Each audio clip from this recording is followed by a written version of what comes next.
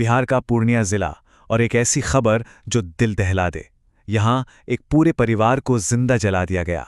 आज हम इसी भयानक घटना की तह तक जाएंगे और समझने की कोशिश करेंगे कि अंधविश्वास की ये आग आखिर समाज को कैसे जलाकर राख कर देती है।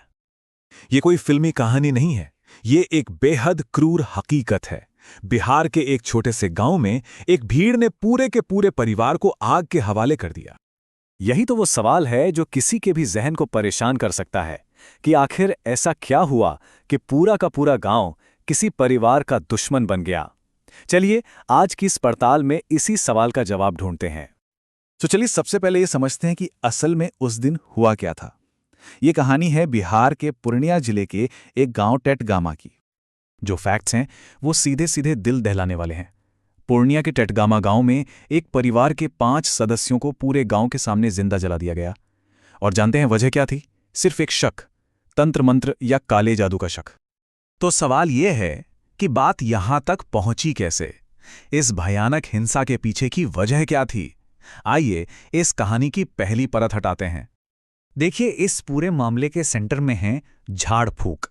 वैसे तो इसे इलाज का एक पारंपरिक तरीका माना जाता है, लेकिन यहां इसी को काले जादू का नाम दे दिया गया। यह सब कैसे हुआ, इसका क्रम देखिए। कहानी शुरू होती है एक बच्चे की बीमारी से हुई मौत से। फिर गांव वालों का शक एक महिला पर जाता है जो झाड़ फूक का काम करती थी। मामला पंचायत तक पहुंचता है और पंचायत उसे डायन घोषित कर देती है। बस इसके बाद भीड़ अपना फैसला खुद कर लेती है।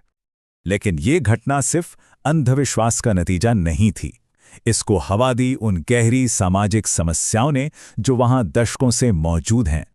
इस त्रासदी की जड़ें ना बहुत गहरी हैं।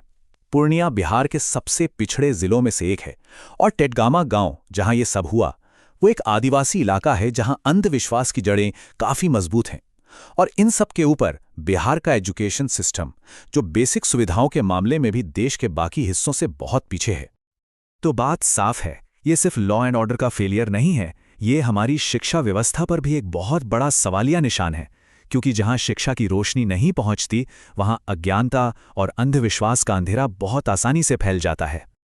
चलिए अब इस एक घटना से थोड़ा ऊपर उठते हैं और इसे एक बड़े नेशनल लेवल के विरोधाभास में रखकर देखते हैं। और यही आज के भारत की 2 तस्वीरें हैं। एक तरफ हम अंतरिक्ष में नई नई ऊंचाइयां छू रहे हैं और दूसरी तरफ हमारे ही समाज का एक हिस्सा आज भी डायन के शक में लोगों को जिंदा जला रहा है। और आखिर में ये सब हमें एक सवाल के साथ छोड़ जाता है। एक ऐसा देश जो एक ही वक्त में 21वीं सदी और मध्य युग दोनों में जी रहा है, वो अपनी ही सरहदों के अंदर सदियों की इस गहरी खाई को आखिर कैसे भरेगा?